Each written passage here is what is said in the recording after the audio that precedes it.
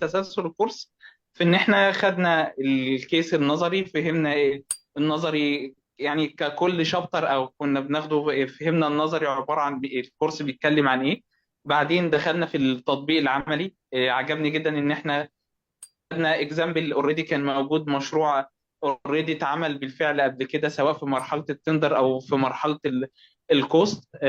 بعدين المرحله الثالثه ودي كانت مهمه جدا، انك بتبتدي بقى بتفهم اكتر واكتر الحاجه اللي انت شفتها سواء نظري او شفتها عملي. ومثلا انت شفتها نظري ممكن تكون الصوره وصلت مثلا بنسبه 40 50%، لما شفتها كفريبورت قدامك وصلت بنسبة 70%، لما انت ابتديت تطبق بإيدك بقت بنسبة 90%. الأجمل والأجمل إن كان في سيشن مراجعة بنشوف الأفكار، قصة إن في جروبس برضو دي استفادة أكتر، إن كل واحد مثلا بياخد الفكرة التانية من الجروب، الجروب التاني عملها إزاي.